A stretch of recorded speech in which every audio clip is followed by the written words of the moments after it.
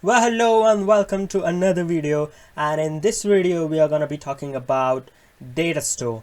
Okay, so if you are not new to Android development, there is something called shared preferences traditionally that we've been using to store small values, small data. I would say if you want to store username or API keys, I wouldn't recommend storing API key, but yeah, you can store that in shared preferences. But yeah, I'm just giving examples of how small the data can be for storing in shared preferences.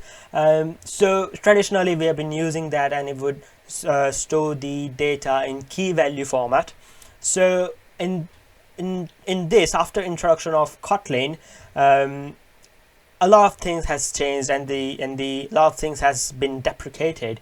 The same way, shared preferences, I wouldn't say it is deprecated, you can still use that, but it has been replaced by data store. So data store has the support of Kotlin coroutine, which is amazing way to code some functionality that you want to run asynchronous, and it has also the support of Kotlin flow.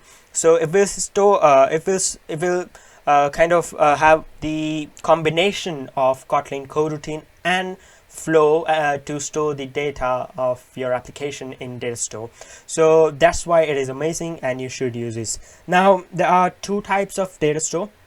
One is preference data store, which is there to replace the shared preferences, and it is somewhat similar. It is almost similar. The background functionality, how it works, is different than shared preference, but if you take the overall look what is the use of shared preferences and preference data, so it is similar, right? So, and it will preference data, so it will store your key value pair data in your local file, local storage. And there is another type of data store, which is Proto data store. Now what is the difference between those two? So as I said, in preference data store you can store key value pairs, and in Proto data store you will need to define a schema. So in a way you can say that it can store the object, entire object of that defined schema in itself, where you don't need to define any kind of schema in where you are using the preference data store. And in this video we are going to be talking about preference data store to replace shared preferences, and in particularly how you can use preference data store, the proper way how you should use the preference data store if you are using MVVM architecture. So let's dig in. Here I have the empty project created in, and the first thing I'm going to do is I'm going to Gradle file. I'm going to copy a bunch of dependency that I'm going to use. It will be related to data store, it will be related to MVVM architecture. So I have the libraries copied somewhere else, so I'll just copy it down here. At the same time I'm going to be copying the view binding feature because I don't want to use find view by ID. Same way, by the way, I'm also using HILT for dependency injection. So if you've been following my channel, you will see that I almost always try to use HILT and MVVM architecture while creating Android applications. So in the project level Gradle file, I'm gonna copy another piece of code which just has the dependency classes and the extension. The extension is just the versions of HILT and lifecycle version. So I'm just gonna sync the project, and we can, by the way, close them. While it's being synced, we can create I'm not gonna create a package structure for this small project because it's just a very small project. Meanwhile, let's create a file which is my application file. So if you are using HILT, you will need this extra class in which you will rarely code anything, but you will have that file just because of this annotation, which is HILT Android app. There it is, and this class will extend from Android application. Sorry, just application, not Android application. That is, and now you have to go to manifest, and you have to explicitly give your name, application name as and dot application. I said you can close this one. For now, I'm gonna close this XML file, or let's create another empty activity, and let's get the designing part over. So I'm just gonna create empty activity from here. There it is. I'm not gonna rename it because why bother. Load the file system changes. We have changes have been made to memory disk. Yeah, I will load the file system changes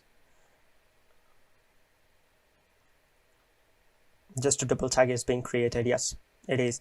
Okay, so now we have two activities, which means we have two design files in the layout file. So in the first file, activity main, we're gonna have an edit text.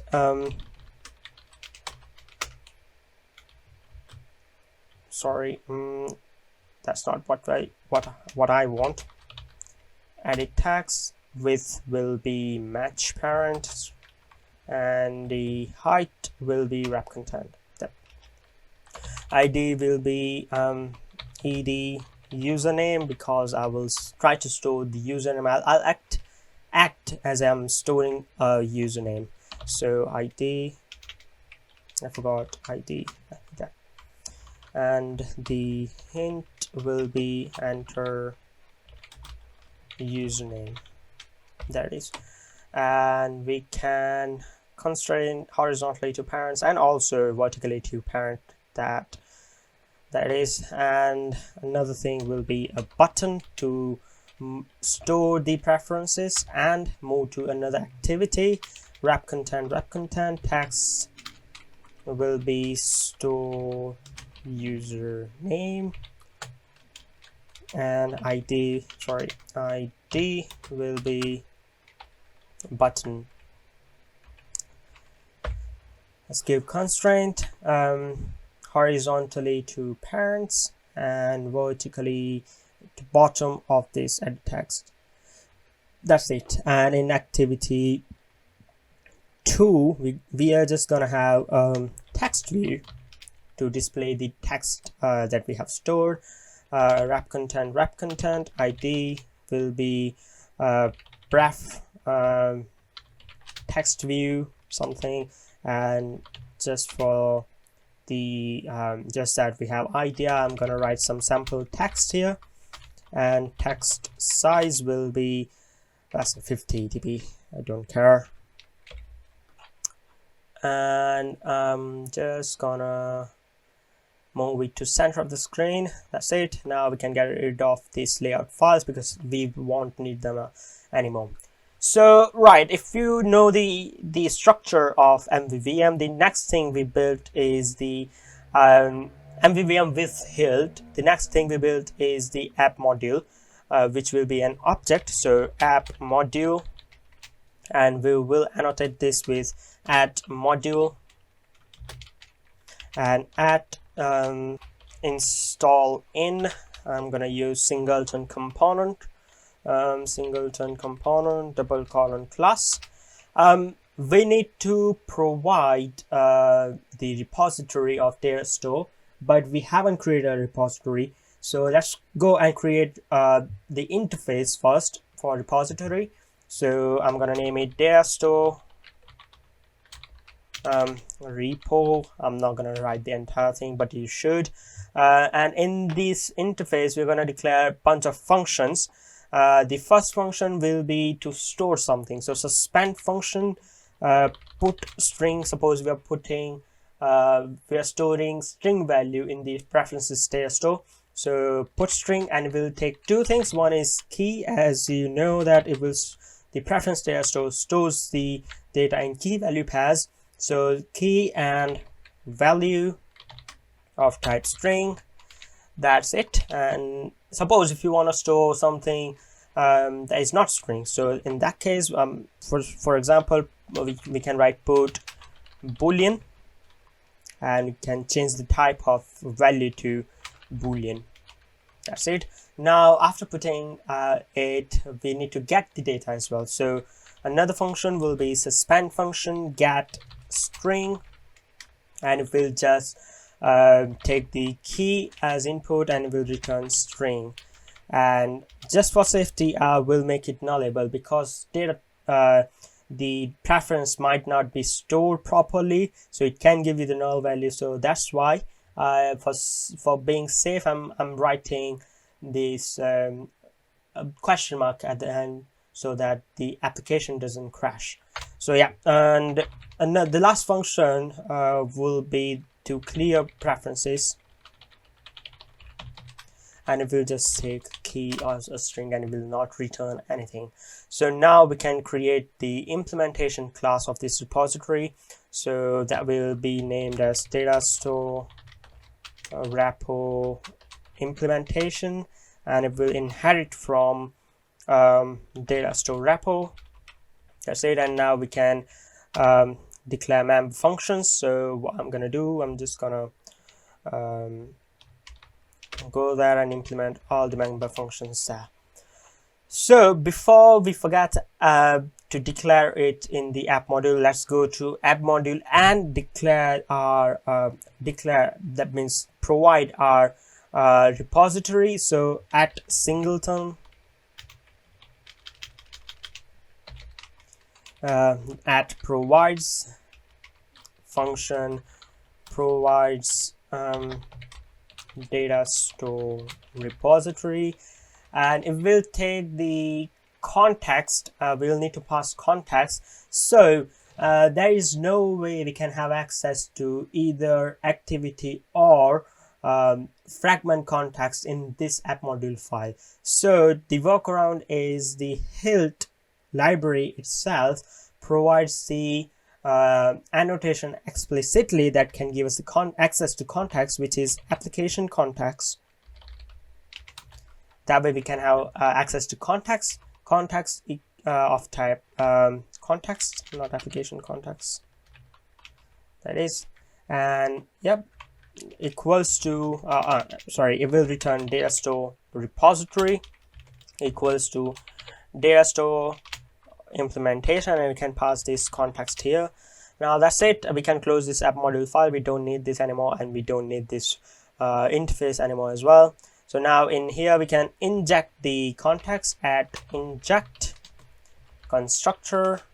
We might need to import the inject there, and inside constructor private val context of type context. That's it. And now we can implement the functions that we have created there. So to put the string into the what you can say data store, we don't have the file of data. So if you remember, if you have used Android before and stored something in the shared preferences, you need to explicitly create a shared preferences file first. So let's create that file first. So outside this class globally, what I'm going to do is private val context dot datastore of type datastore, and it will be of type preferences by preferences datastore. There it is, and we need to give the name of a file. For that, I'm going to create a constant file again. I'm just going to name it constants, and in here const val or datastore underscore name, and we can copy it equals to, I'm just going to assign it to itself, and we can use that here and import it. That's it. Now we have the data store variable, and we can use that to store something in that one. Now to put something in that, we have two things, key and a value. So what we can do is we can create a preference key out of the key that we are passing. So preference key equals to string preference key, and we can pass the key that we are passing. That's it. And to store something in the data store, we can use the context dot data store that we have just created dot data, I'm sorry, dot edit, because we are storing dot edit, and it, our key is preference key, and the value will be the value that we have passed. That's it. We don't need to do anything else there. Now the same way we can store a boolean as well. So val preference key equals to, this time we'll use boolean preference key instead of string preference key. So, and we can pass the key there, context dot data store dot edit it preference key equals to value. That's it. Now to get something out of that, we need key again. So the same way, I'm just gonna copy this line. We have a preference key, and I'm gonna wrap this up in the try catch block. So return try, so in case some exception occurs, it will not crash the application. So return try, we are writing return statement because it is returning the string value. So try val preference key, sorry, it's val, what am I doing, preference key equals to string preference key, and pass the key. Now we have access to data store variable, so preference equals to context dot data store dot edit, sorry, dot data, sorry, data store dot data dot first, and now we can return the preference of that has the exact key equals to preference key that we have passed. And in the catch block, we can raise the exception. I'm just gonna do e.print stack trace and return null. That's it. We don't need to do anything else. And to clear preferences, we will again need the key, obviously. So val preference key equals to string preference key, can pass key. Now we can take context.datastore.edit. First, let's check if there is something stored with the key in the data store.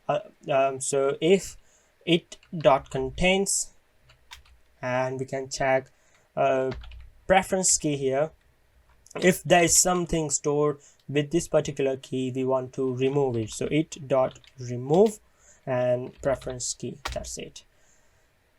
So I think the data store repository class is now done. There is nothing left for us to do here. So we can create a view model now. So let's go and data store view model will inherit from view model, and it will have annotation HILT view model. And in here we're gonna declare functions that will directly interact with the UI classes or application. So obviously we are gonna need to inject the repository class. So inject, sorry, I closed the Android Studio accidentally. Just bear with me a second. Let me relaunch it. I don't know what happened.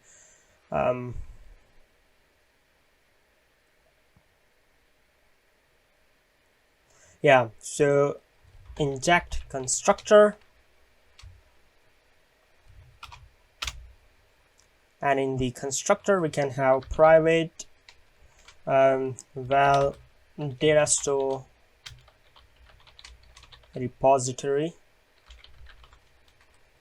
of type data store repo, and inside that we're going to create a function to store the string. So in this case we are storing the username, so store username, and we'll pass the value of username which is going to be string.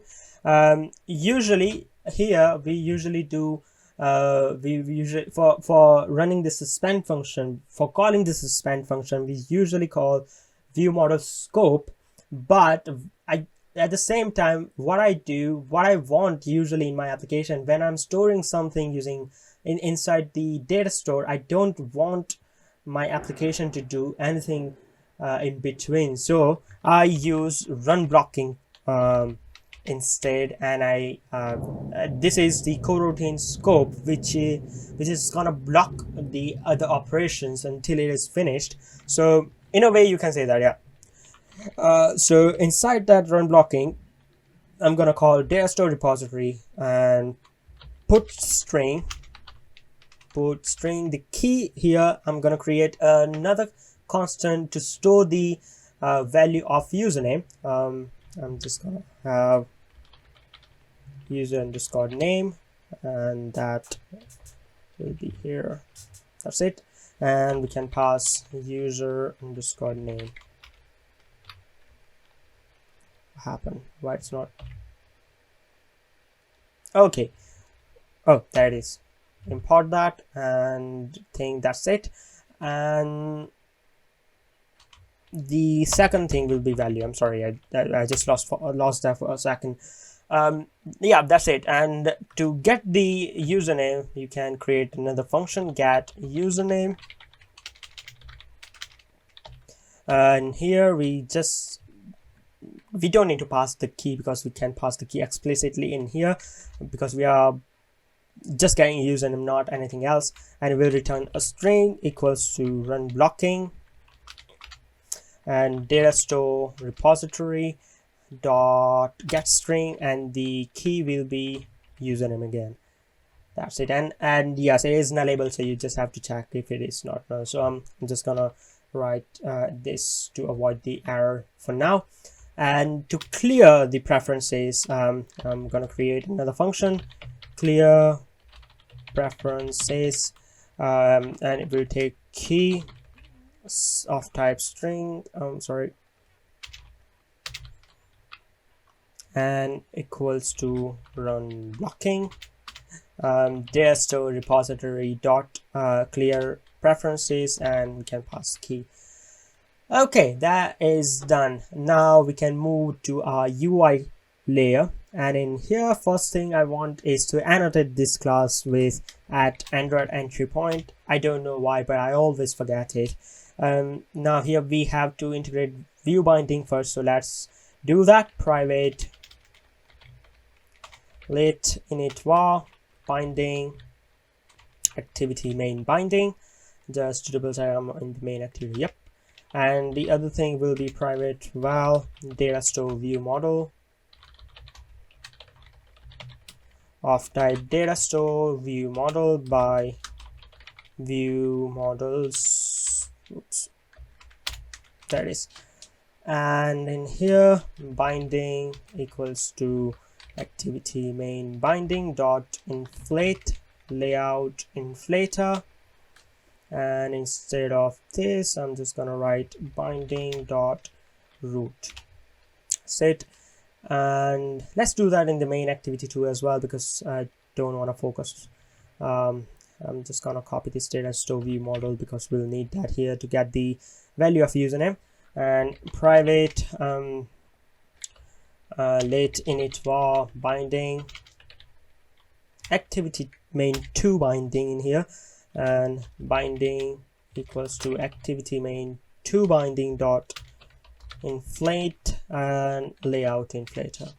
Again, binding dot root.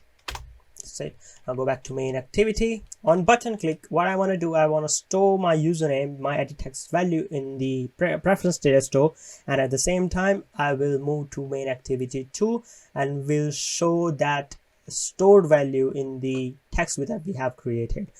Right, so let's write binding dot button dot set on click listener.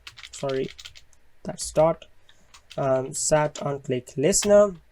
Well, username equals to binding. Sorry, binding dot ed username dot text dot toString, and here we can call datastore ViewModel dot store username, and here we can pass the value of username. That's it. And I'm going to start activity to launch the intent, to go to another activity, intent, this at main activity, main activity 2 double colon class dot java. And in the main activity 2, what I want is, well, username value equals to datastore ViewModel dot get username, and I want to store this to the text view, so binding dot pref tv dot text equals to username value. So ideally, whatever I type in that box, it should be appearing in the second activity. So let's launch the application and see if the functionality is working, if the value of edit text is being stored in the preference data store or not. So let's wait for the application to launch. So the application is launched, and now I will enter my name here, Drew, and let's go to the other activity, and it crashed. So let's see in the logcat what we get. I'm just gonna go to error, main activity, data store, cannot create an instance of class data store yt view model because I haven't annotated this class with Android entry point.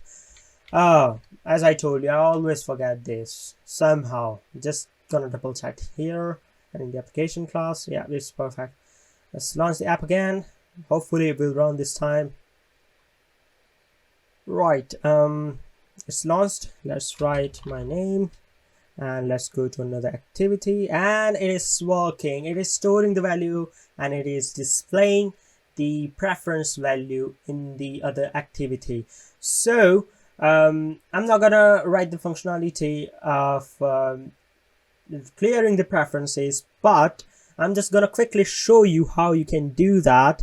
If you want to clear the preferences, I'm just gonna comment it down, and I'll post this piece of code on GitHub. You will find the link to this source code in my this video's comment section through GitHub, so go to check that out if you need to.